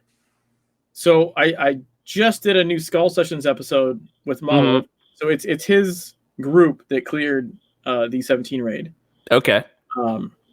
Entitled World First Problems, which was mostly, just to summarize quickly, it was mostly about rewards. The kind of what sparked it was initially rewards in the E17 raid, which everyone was basically like, screw this raid, we're not doing it again. It's just not worth it. Because as neat and interesting as the mechanics are, the rewards for doing it is not as heavy. Yeah. So, I don't know if this was covered. All the New York raids drop Mark IV weapon fragments now. Okay. So I don't think we covered that. Anyway. No, I don't think we covered that at all. Whereas only they were dropped by in Dark Agartha. No, they didn't exist. Oh no. Weapon fragments. Oh. We had Talisman and Glyph from Dark Agartha. Talisman and Glyphs. Okay. Weapon fragments. Weapon fragments, brand new to the patch, only drop from the raids, but they drop from any difficulties, including story mode. Story mode drops like 5 to 7 fragments. Okay. And it goes up. Part of the problem is, I think the difference between clearing the E10 raid and clearing the E17 raid is something like 5 fragments. Oh, yeah. Right? And then there was either no higher distillate or not enough higher distillate. I think it was not enough higher distillate to make it worth it. It was like, it should be significant. You just cleared like the hardest freaking raid in the game. And it's like, we talked about this on the episode, but it's basically like, it felt like E10 to E11, not E10 to E17, as far as like the distillate reward. Like, you would expect the distillate loot to jump significantly. Yeah, almost exponentially, almost. It goes up like a linear, like one tick, and you're like, what the hell is this shit? Yeah. Now, because the difficulty has ramped up, not so much linearly, but the difficulty ramps up at a much steeper angle, so you would expect the loot goes like this. And you're like, what the shit, dude? Yeah, what are you doing? Vollmer, no one got the new carapace. I wasn't in the clear, by the way. One of my Cabal members was, but as far as I know, no one got the new carapace items. Now, I do understand that the carapace of the Immaculate Machine is supposed to be dropping pieces from E17 New York raid. A different color of it. I don't know if you have that. Or if you can show that, Ember, like in the dressing room. If you go to not uniforms, but the sets one, and look for carapace, should be carapace of the Immaculate Machine. Do you have any of those pieces? Like gloves, and you have gloves and boots. Those are the ones like the chest that's like honeycombed and stuff. Actually, maybe I can just put on like the one of the chest piece. Hold on, just so you can see it. Because that's like the most identifiable part, I think. There's a new color of it. Okay. Go like this. That's like the chest piece. Right? You remember there's a whole set in I haven't seen TSW that that dropped before. like Flappy. You could collect like a piece at a time from the raid. Mm-hmm. Yeah. So there's the new color. Yeah, the white one. It was from Flappy. There's supposed to be a new color that drops from E17. It's red black, which is really cool. But there's a problem. There's a problem with that. And that is twofold. I hope to God it's tradable. If it's not tradable, then the problem is it's not a big enough incentive for the kind of player that's going to do an hardest raid in the game, right? Right. Because a lot of them aren't cosmetic driven. Now, if they can sell that cosmetic, that's different. You know what I mean? Mm-hmm. But for a lot of like super high-end meta players, the idea of like I did all that work and you gave me a costume jacket is kind of like whatever, dude. But if they can take that jacket and sell it, that's different. That's a commodity, and it's super rare. They can turn their effort into in-game currency. That works. So I have no idea if it's actually like binds to your character when you get it, or if it's tradable. I don't know. So whoever's behind you right now seems to have acquired it. They're wearing it right now. Oh, that's me. That's just the previewing. Oh, that's you. Okay. I was gonna say, wait a minute. No, I'm just previewing it. Okay. Never mind. Yeah. Ember does not have it. I think that's a different color, isn't it? Though. That's from the Whispering Tide event stuff. Yeah. That's not the MEZ version. So I believe the other one is supposed to be like black and red, not white and red, or red and black. I don't know. It's something I've seen pictures of. They showed off on a dev stream, and we never got it in game before. So it existed. They teased it once, like Tilty teased it a long ass time ago. And everyone was like, "Ooh," and then it just never showed up. That's fair. Bob says manufacturing promos where it was showing TSW. Yeah, they showed a lot of outfits there that I don't know if we ever got all of them. So yeah. But they're still in the system somewhere. Right, it's still assets they can use, right? Yeah. So like, why would you just use them for something? Right. So again, the problem is the current rewards for the E17 raid are lackluster for the players completing it. And even if it does drop the cosmetics, they're super rare, because I think 2 kills now and no one's not so that's like 20 chances and no one's gotten a single piece. Oof. Okay. And even then, if it's character bound, that only drives people interested in the outfit, right? It would need to be tradable for it to really be worth the effort. Because at least then you can sell it and get because then for it. Then either you want it for yourself or you don't care and you want to sell it. It's still worth it for you to do. Right. There's also an army combat color. That's cool. Oh, you just mean like a different color of the army outfit. Yeah. So again, like unless it's tradable, like no one kind of really cares. Right. And if it's too rare of a drop, it's still not incentive enough. So there's definitely concern. And even aside from all that, like we talked about a couple minutes ago, the distillate reward jump is not enough. It feels like such a small increment from E10 that it doesn't feel worth the effort. When they can go do E10 in like 2 minutes, not 2 minutes, but 6 minutes, one try, be done, or spend hours trying to kill E17 for lackluster rewards. That was kind of the and then from there in our session we went into the rewards in general in the balance patch. That's what our whole session about. In that though, we did preview, to my knowledge, world first preview of what Mark IV weapons look like. Okay. Because one of my Cabal members had managed to accrue 200 fragments between his runs, 2 weeks of his runs and his alt runs of different raids. And I had managed to accrue 100 fragments So spontaneously during the recording session, I was like, you know what? He's online. Let me see. I was like, here, have 100 fragments. Now show me what it looks like. Here you go. So I paid 100 weapon fragments to have content.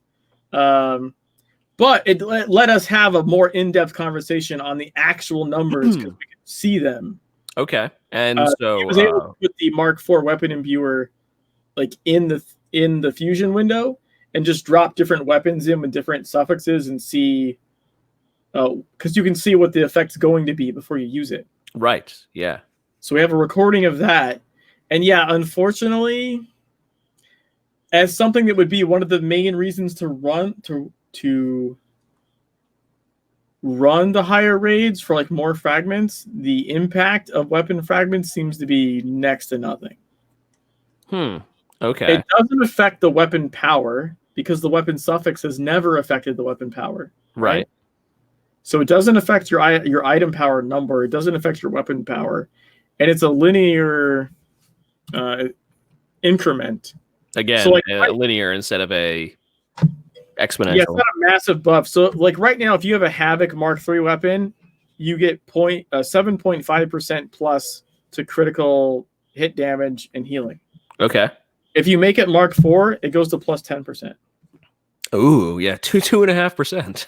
That's all.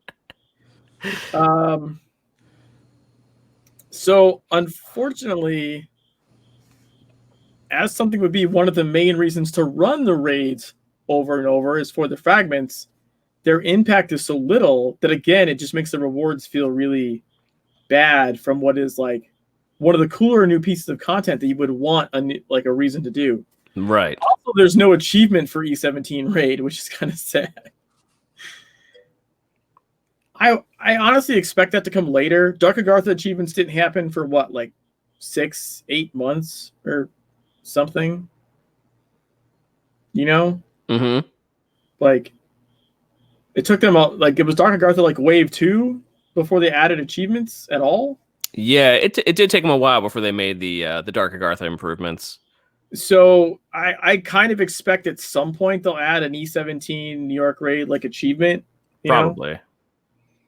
But the fact that it can be cleared and you just get like 5 more weapon fragments than you got before, minorly improved distillates, and no guaranteed cosmetic drop, so you can just get nothing. Like, right. I mean, usually they would tie the cosmetic drop to an achievement itself, really. Yeah, well, so actually that was the case in Flappy, I think. I think the headpiece was an achievement. Mm-hmm. And the rest randomly dropped, but at least one piece was from the achievement. That I believe you're correct there. Darkheart is saying, what am I supposed to do with these 9 items I got in the mail? Those are the polymorphic glyph exchangers. These will let you update your glyphs to suit your desired role. So you can basically take a glyph that you have and just change it into something else, change it into another glyph. Yeah, so if you decided you want a tank, and now you actually need tanking glyphs, you could convert your DPS glyphs to tanking glyphs. They did that so you didn't have to go out and just farm entirely new glyphs again, that you could just take the ones you have and switch them over. Yep. Or if you had tank glyphs and you're like, I want a DPS, you can go the other way. Right. Change it to whoever you want. The world as you said, Jimmy, you could just basically go on the auction house, find whatever the cheapest glyph is, the cheapest 3-star glyph, buy that, and it just changes to whatever you want. If you want more fierce glyphs, go buy some crappy other glyph that's 3 pip and make it a fierce glyph. Yeah. Now it's character bound at that point. You can't resell it, but if you need to use them, like by all means, like why not? Yeah. And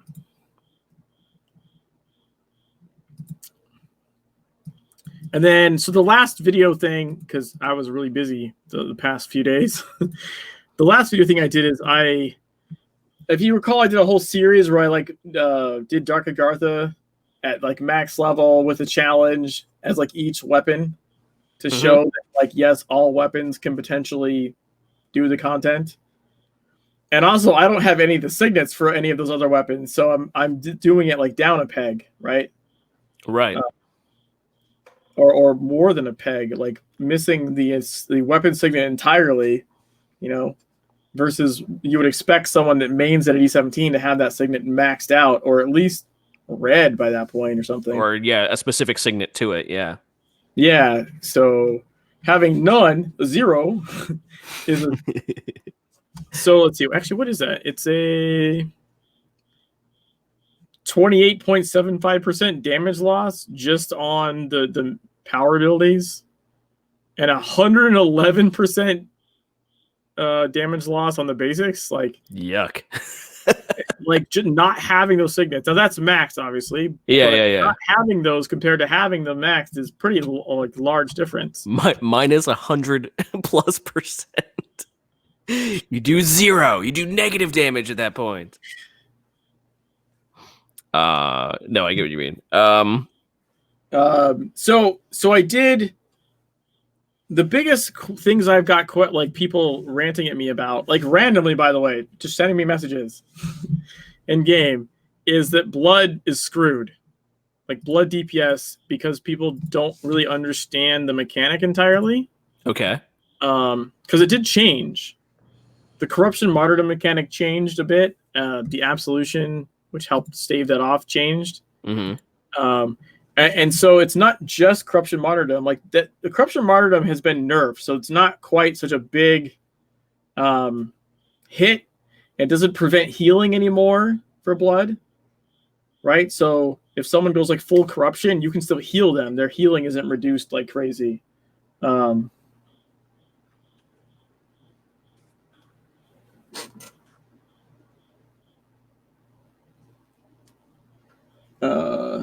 I don't know what that means, Valmer. But I can always rant at you about your negative living flame opinions if you'd rather. As far as I know, your only negative one has been to keep him out of. I love Living Flame. Just to keep him out of the penthouse and raiding. Not the penthouse, yeah. There's only certain places they're not allowed. No, but other than that, no. It's I think it's a great addition. Actually, I would say in general it probably doesn't belong in most dungeons, and the reason I say that in most group fights is because at that point it can't taunt. It can't taunt in dungeons. Right. It's a mini tank.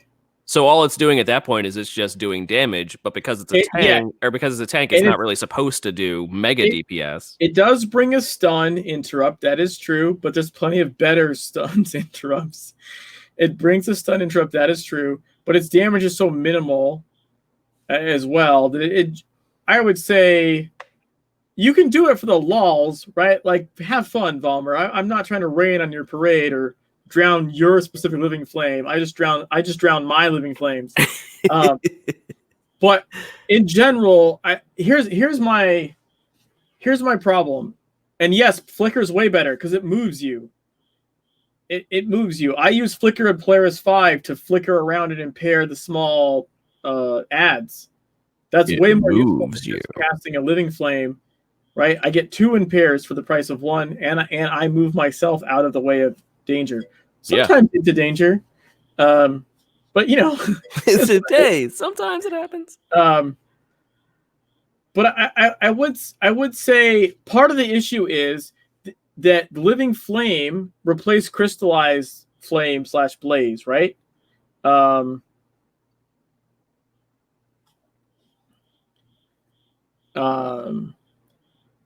then the Orochi thermal inverter got changed to thermal capacitor. So that was a lot of people's meta. So when they loaded in the game after the patch, guess what they had?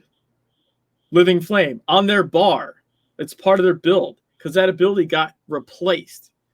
So my issue with Living Flame, like in dungeons in the raid, is a lot of people brought it not because they intended to use it or thought it was the best thing to do, but because they didn't bother to see what change just came in the raid, and like 3 people go to cast Crystallized Flame and they cast their stupid pet. And it does nowhere near the damage that Flame Blaze used to do. Legitimately nothing does. That thing was mathematically broken, actually. So my concern about Living Flame in those scenarios is purely that after the patch, a lot of people just didn't bother to look. Is that what I should be doing if I expect the same impact that I was having before the patch. And the answer is no, not in group content. Now, in solo content, holy crap, that thing is amazing and possibly overpowered. Like, holy shit. I was saying, if something is that effective solo, you imagine it would be that effective in group, but not necessarily. Not necessarily. Well, because its effectiveness is the fact that it tanks for you. Yeah. It actively aggroes things, and now they're not hitting you. Mm-hmm. There's nothing better than shooting something in the back while it's not paying attention to you. And like Uni said, that's the guy that brought it in the penthouse. He was like, that was just there when I logged in. It's been following me. This is... I don't know where that came from. Then sorry when drastic change like that happens, game usually puts a big splash screen or make people reassign all their abilities instead of just replacing buttons. I don't know that that's true. I can't recall games making me reassign all my abilities because one thing changed. No, and they did put it right on the launcher. It's on the launcher, and this is something that came up in the Discord, and I just don't agree. Like, I feel like you need to read in this game, but a lot of people didn't, and so again, this is why I'm cautioning that Living Flame is not a group. It's not the group DPS replacement for Flame. For Blaze, that's all I'm saying. Just FYI, in case anyone's curious, it's Mjolnir. You run Thor's hammer as your offhand now. There's actually a lot more viable offhand options because everything's kind of evened out. So you can run shotgun offhand, Mjolnir offhand, a couple other ones I think. Like if anything, there's more relatively even options to do in group content. If I suddenly had a flame following me and I couldn't figure out why, I might be like, "You guys see this thing too, right?" But but that is on par with the game itself, so that's okay. to finish with the blood thing, the problem that happened is the corruption doesn't hurt you as much. You can get healed through it. It's a much nicer. But when you hit the very high end of corruption, you get a new thing on you called tainted blood. And tainted blood stacks are exponential in damage to yourself, right? So the corruption damaging you is very small up until that point. Tainted blood, on the other hand, once it starts stacking, you hit like 25 stacks. You're almost one-shotting yourself every time you shoot something. Mm-hmm. It's easy. And the thing is, and this is like throwing a lot of people, even a heal. Any blood ability when you're above 90 corruption is going to trigger another set of tainted blood stacks. So it doesn't care that it was damage. It only cares that you're above 90 corruption and you cast a blood ability. Right. So if you're like, oh, I need to heal myself, you might just kill yourself. You might just be hurting yourself more. If you read it and bother experimenting with it on a dummy or something, like it's very easy to figure out what if you bother to read it. And also, most blood builds already used Reap. And the Reap ability immediately reduces your corruption level by 50, which means even if you're at 100, you're going to go down. And then, as the mechanic says, when you cast a blood ability while below 90, it takes off the stacks. It takes them all off like at once. You have to wait a long time. Like you cast even an attack ability, once your corruption's now down below 90, all those stacks fall off and you're fine. So it's just a different twist on the mechanic, right? It used to be corruption was kept hurting you more and more and more and more and more, and you got less and less and less heals on top of that. So by the end of it, not only are you getting hit by a lot, but you can't receive incoming heals. Like you get healed by 2% of the incoming heal or something. It was really bad. Right. So they changed that, but at the same time, you still have a mechanic you have to deal with.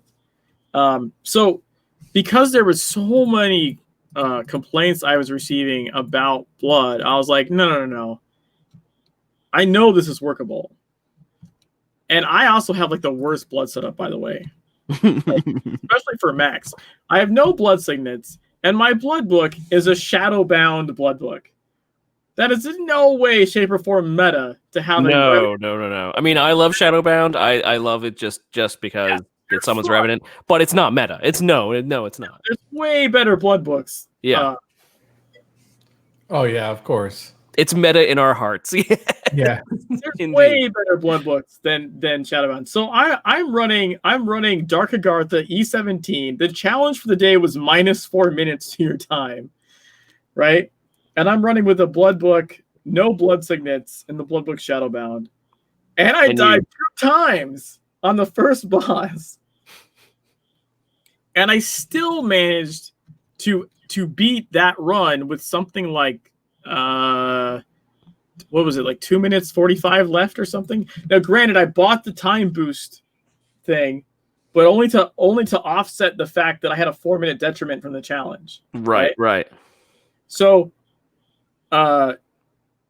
also, but what you're proving is it's totally doable. Yeah, it's very doable. In fact, I did it twice. So I really, the first time I did it, I was recording it, intended to make the video, and the first time I really messed up. I still completed it the first time, but I forgot to use a potion like in the beginning, which I normally do. My allocation was wrong. It was supposed to be 100% DPS, and I had it to 80-20 from the old settings. Okay. I didn't slot a blood agent at all. I was running a pistol agent. Like, I was just like all over the board, just like, and I still beat it. And you still beat it, yeah. I'm like, this video is gonna look really dumb. So I did the current one, which is the only weapon I've done a video for post the rebalance, but because it's one of the ones that's mechanically most changed, and that a lot of people, and specifically Dark Agartha, were hitting me up like, I can't do Dark Agartha now with blood, like it doesn't work. And the problem that I saw was they're trying to heal themselves. And I was like, why are you trying to heal yourself? What are you... And though in this maybe they're running a different offhand. I was running Living Flame. Because why wouldn't you run that in Dark Agartha? It tanks the guy. It tanks for you, yeah. Also, I found out looking at the stats that if you have a max level LA weapon or a green level LA weapon, the only difference for Living Flame is like 1k health. Like, okay, dude, if you don't have an LA focus, just grab a green one and run in there. I guarantee just grab whatever one, yeah. Whatever other offhand you're running, because half the time he's going to be actively tanking for you. And that means you can run like 100% DPS, or if you want to be safe, 90% DPS allocation, and just smack the crap out of things. And then your heals could heal him too. Yeah, like at least in my case, I know Clean Slate does. I think you can target him directly and heal him with other heals. Passively, if you're Ellie main, your fire and electricity attacks just do it anyway. Yeah. Mm-hmm. So if you want to run DA with another offhand, that's your choice, I guess. But I would say if you're having problems, you want to bring Living Flame. And just, it works. Like, why would you not do that? But so I wanted to show that it was possible, and I did. By the way, in one of the deaths was a bad dodge roll into a memory of flame that floated past him. Whatever. And the other death, what I think is the more instructive one, is I had my stacks really high for blood. Like I was gonna die if I attacked with blood again. Okay. Or a couple more times. I had like my stacks like at 22. And that starts hitting for like a massive amount of your health at that point whenever you attack. And I went to cast Reap, which would reduce my corruption, and I would instantly go back up. I'm doing it the whole Dark Agartha. After that was actually the first boss where I messed it up. But I jumped and canceled the ability, because jumping will cancel something in the queue. So in my video, I slow it down, and you can see that like it's highlighted, like it's circling the Reap ability. But I jump, and as it's circling, and it doesn't go off. And I didn't notice. I thought I pushed it. I thought it went off. Okay. So I attacked with blood again and just straight up killed myself. I took like almost 4k damage to myself from myself and died. But I think that's instructional to point out, like, this is how the mechanic works. But I went on from the first boss to do the next 3 bosses and Gatekeeper without dying. I only had the 1 life. So, like, I think it's a fairly instructional video. Okay. So out of Jimmy's videos released, right, reading of the patch notes, the World First New York E17 raid, his Skull Sessions number 3, talking all about the World First weapons and the raids themselves, and showing that Dark Agartha can be run on blood at E17. And all those are linked down below. You can go check them out. So other than that, just 2 more things. If Kylani is still around, she went to go play with Epoxy. she went to play with her Epoxy. These aren't down there just yet, but just as a I'll add those to the panel. Yeah, because I just added them separately. Kylani says that it's been brought to her attention on her on her Twitter account that she's doing a giveaway. She's doing a giveaway. And so it's basically answering questions all about your time in Secret World and sending them over to her, and that she is now taking them. She will have them, and I had the wrong thing up. That's why I'm stuttering a little bit here.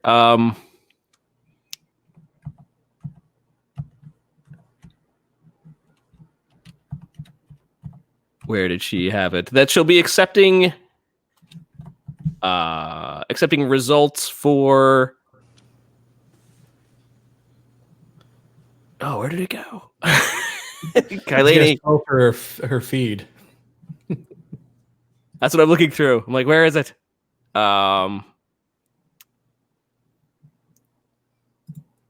Wait, what are you looking for? Just when is it finished? Oh yeah, she extended the deadline. Right. Soon. That's a good point. Soon TM. There she go. That there is now. She posted today that there is now 7 days left to get your entries in. That's what I was looking for. So you can go ahead and enter Kylani's giveaway, and you can do so until the 15th or at least the 14th to really make sure that she has it. And she's giving away quite a bunch of fun stuff, including Secret World Legends tumblers and. Yeah, where did she put the?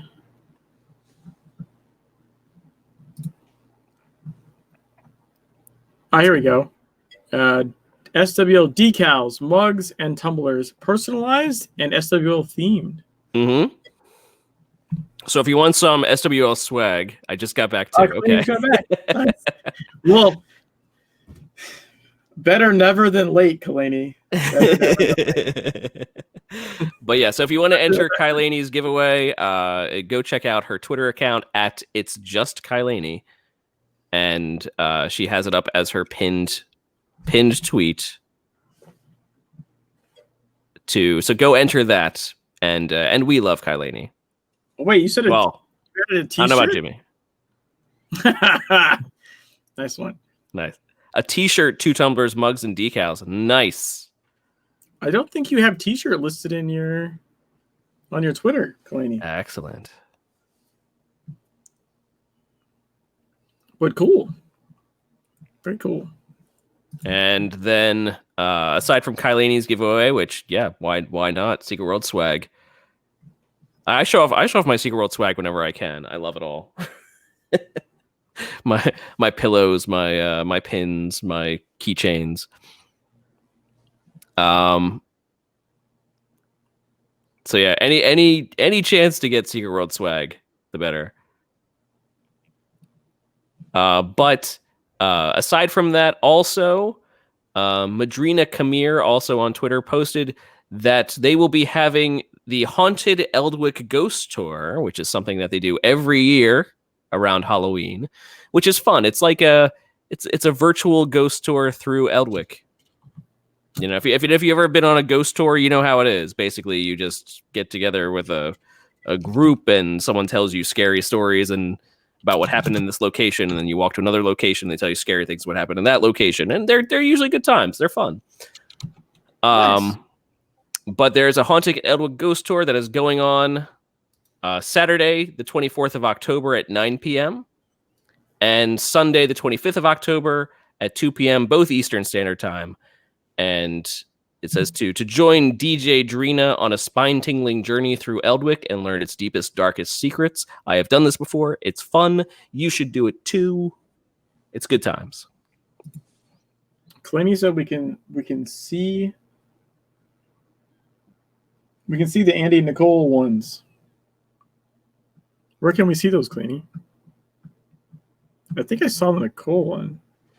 I thought I saw she posted up, but was it yesterday or earlier today? I forget. Days are blending together. Oh, I know. Yesterday she posted Nicole's. Yeah, you posted Nicole's on Twitter. Yesterday, okay. That one.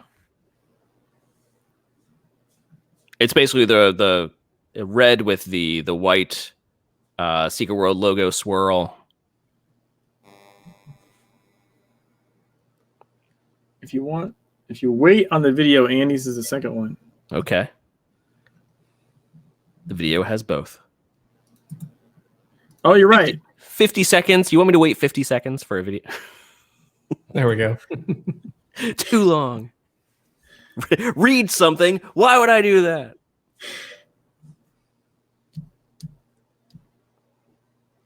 Oh, it doesn't have. It says NDYB. It doesn't have his full name. Yeah, you really should have put Audenoptera on there. Yeah. Like you'll get it a year from now. The whole thing would just be his name, like spiraling around. Audenoptera. Why is it hard to target people? Well, because targeting really isn't a thing so much. You can still do it. I forget how though. How do you target again? Control tab. Control tab. You point your reticle at someone and hit Control tab. Yeah. I always forget that because. In fact, if you're in vicinity, you could just hit Control tab over and over, and it'll cycle through people that like your reticle's like near. There you go.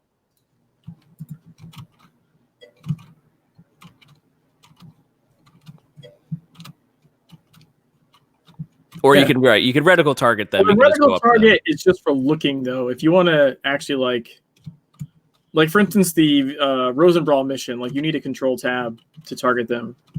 The reticle thing doesn't work for that. So it is good to be in the habit and know that you want to Control tab for stuff.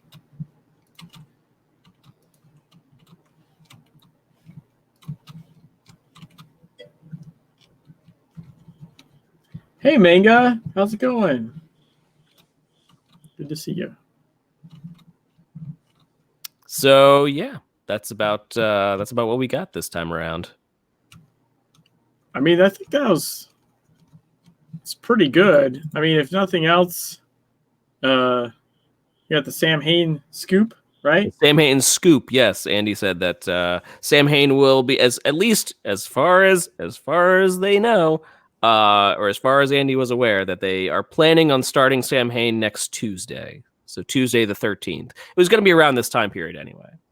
Yeah. So just engrave that in stone and then #blame Andy if it's wrong. Right. But he should be sending out stuff tomorrow, basically saying, "Hey, it's coming around." He just said that we could talk about it on the show tonight. So thank you, Andy, and hopefully you don't get in trouble for it. Andy's awesome.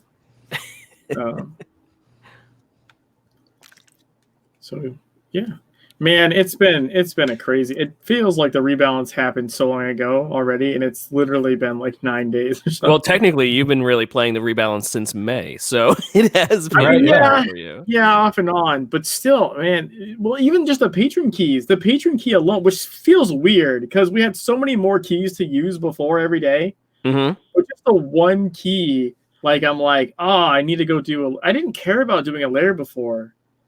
Right, because that was just to open lair loot, and I don't need signets. But I want the patron chest, right? Mm-hmm. Patron chest can give you distillate shifters, the cosmetics. APSP drops out of it all the time. I haven't had to run missions for APSP. Oh, and it goes over the cap, by the way. Oh, nice. Okay. So I have like 68 SP, 65 AP right now. Wow. Like, yeah. Like that you get them like chunks. Also, the patron chest drop the pure anima potions. Okay. So, I mean, I've got stacks and stacks of those. Catalyst and all that stuff drops from dungeons like crazy. Okay. I think a lot of people thought those would be a lot rarer in the beginning. Okay. I don't know if you've noticed or if you've played much, but like they're everywhere. Yeah, they are. They drop all the time. Mm-hmm. It's hardly like our Cabal Bank. Everyone was like, "Oh, put all this stuff in there." It doesn't matter. Like you're gonna get what you need at some point. Like it's pretty crazy. As long as you play, you'll get it. Yeah. Yeah.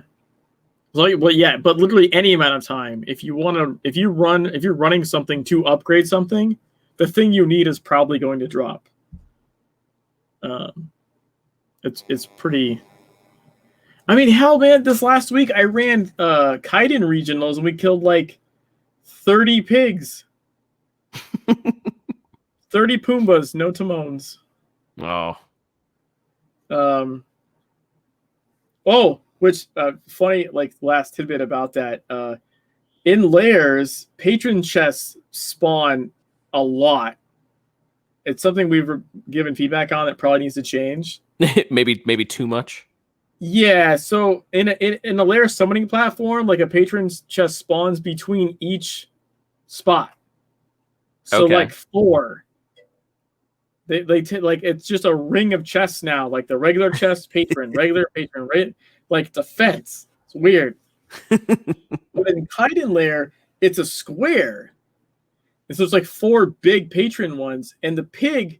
I don't know if you've ever done the Kaiden lair, but it does a charge thing. Okay. And a lot of times you jump up on. There's like a little lip on the wall. You can kind of jump up out of the way. But I found out that you can just stand on the patron chest, and he'll charge right through you, and it does nothing to you at all. Oh no! Like no damage or anything. And the patron chests take way longer to time out, like way longer. And the odds of them timing out, because especially if you're farming them, you're gonna open a chest and like it's gonna spawn the patron chest again, right? Mm-hmm. So they just stay there basically the whole time, and you just stand on top of a patron chest and shoot its pig. It's really I like the idea of using the patron chest as a as a geometry. Yeah, stepping stone. Yeah, it's just like, let me stand this, what do they call them? It's like a blind, like a hunting blind. Like I'm gonna be up here hunting blind, and you're gonna charge. But the height it is like he charges like right through you, legitimately like right through you, and it does nothing because you're not on the ground. Right? It's the damage is located on the ground. Right. But you're just high enough where it just goes, just doesn't do anything. That's then funny. Somebody killed 54 birds, and I fell asleep at like bird 29, I think. Then you were taking up a spot in that instance for no reason. Out. Yeah. I'm just saying, like, there's so many more people playing right now since the rebalance launch on a daily basis at pretty much any time. And the number of mega bosses, because everyone wants to use their lair key at least once for the patron chest, the number of mega bosses going off all the time. The number of lairs forming all the time. It's pretty nuts. It sort of reinvigorated it, and it reinvigorated it right before Halloween. So hopefully, which is really amazing. Yeah. Then so they asked for 2 birds per person, but people brought like 5. Yeah, that is the thing that can happen when you start a regional farm. If people think if it's a really good group and kills are going fast, they'll just start throwing more. Like, yeah, let's do this. It's going really quickly. Just so you know, we did like 30 pigs. I started with like 22. I was like, and I didn't ask for any. I was like, we just want to farm some. Here's 22. The people were like, oh, well, here's my 2. Here's mine. Here's mine. And we ended up like 30 something. And that was just from like, I knew a group was running the Kaiden lair, and I was because one of my friends was in it, and I was like, hey, I have pigs, and one of our other friends needs the congealed flesh item that drops. You want to run them? See who else wants to stay after you finish the lair and run the regionals. And just like spontaneously did like 30 pigs. Like I haven't done shit like that since like start of the game, like first, I don't know, 6 months or something. Activity is up. Vital signs are good. Yeah. No, this has brought back a lot more people. This has been good. So hopefully it keeps up. We'll see. Yeah, so agents count your guardian kills. use your guardian kills. So agents, this has been the 0 Point Report.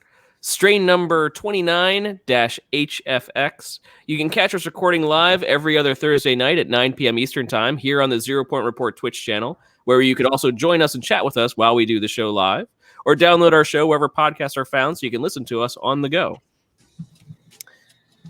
Jimmy, where can we find you online? Why are you trying to stalk me? Of course. You know it. You can find me on Twitch most nights.